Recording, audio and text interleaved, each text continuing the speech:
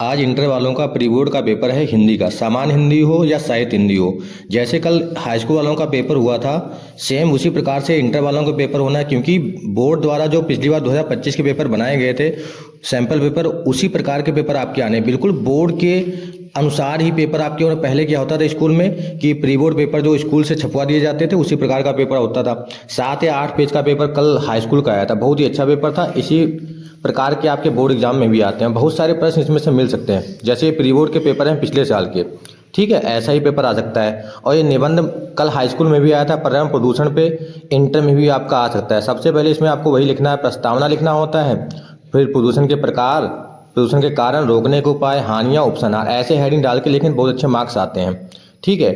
और ये फिर आपका आ जाता है गद्यांश वाले से। गद्यांश लेखक के नाम आपको पता हो सारे, और उसके पाठ के नाम पता हो, ठीक है। उसके बाद आ जाता है काव्यांश में, मतलब पद्यांश में लिखना होता है, उसमें कवि लिखते हैं या रचयिता लिखते हैं। जो गद्यांश आता है उसमें हम लोग लिखते हैं लेखक का नाम, ठीक है। फिर रचनाएं आपकी आ जाती हैं, मतलब जो आपको जीवन परिचय लिखना होता है। 3 से 4 कल ऐसा हुआ, शुरुआत में बच्चे याद कर लेते हैं, लेकिन उन्होंने लास्ट की दे दी थी रचनाएं, मतलब जो जीवन परिचय थे। तो आपको 3 से 4 याद हो, जिससे आपको दिक्कत ना हो।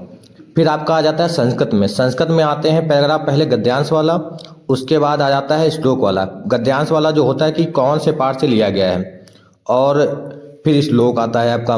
तो 2 आते हैं अथवा करके, उसमें से एक करना होता है। संस्कृत में ये होता है कि उसमें सिर्फ आपको पाठ का नाम लिखना होता है। फिर मुहावरे आते हैं, और उसके बाद एक श्लोक लिखने के लिए भी आता है। इसमें इंटर में श्लोक लिखने के नहीं आता है। संधि विच्छेद आता है, ठीक है। और ये सारे पेपर हैं, जैसे 2025 का सामान्य हिंदी का पेपर है प्री बोर्ड का ही, ठीक है। पहले ऐसे पेपर आते थे, अब इस बार जैसे सैंपल पेपर जो है बोर्ड द्वारा ही जारी किएगा, तो उसी प्रकार से पेपर आएगा, ठीक है। ये पूरा पेपर है, ये भी देख सकते हैं। इसमें से बहुत सारे प्रश्न आपको हो सकता है आज मिल भी जाएंगे। और इसके बाद 2024 का भी पेपर आपको दिखाएंगे, और साहित्य हिंदी का जो पेपर है वो भी दिखाएंगे आपको। क्योंकि सामान्य हिंदी जो होता है वो साइंस साइड वालों का लिए होता है, फिजिक्स केमिस्ट्री बायो जिनके पास होता है। ये हिंदी का पेपर है आर्ट साइड वालों के लिए। इसमें थोड़ा सा परिवर्तन होता है बस, बाकी पूरा सिलेबस सेम होता है, बस थोड़ा सा परिवर्तन होता है। सारे इसमें वही 10 ऑब्जेक्टिव इसमें भी आते हैं, 10 उसमें भी आते हैं। ये आपका पैराग्राफ आ गया, वही जैसे इसमें लिखा है गद्यांश के शीर्षक और लेखक का नाम, फिर 2 प्रश्न लिखने होते हैं। जो रेखांकित होता है, मतलब जो पैराग्राफ दिया उसके नीचे जो लाइन खींची है, लाइन का हमें अर्थ लिखना होता है, उसी पार्ट में जो बना बना के आपको लिख देना है बस। यहाँ पे भी एक कहानी भी आती है, चाहे साइंस वाले में हो, जैसे कर्मनाशा की आहार है, पंचलाइट है, इस प्रकार से उस बहादुर है, उस कहानी का सारांश या उसके बारे में हमें लिखना होता है। फिर आगे इसमें भी संधि विच्छेद दिए हैं, नयनम, या ये सारे संस्कृत के क्वेश्चन आते जाते हैं। ये सामान्य हिंदी का पेपर, ये भी 2024 का है। तो ये सारे पेपर हैं जो 3 से 4 पेपर, 2024 का, 2025 का, प्री बोर्ड का है। और ये सैंपल पेपर, मॉडल पेपर जो आता है बोर्ड की साइट पर, उसका पेपर है 2023-24 का।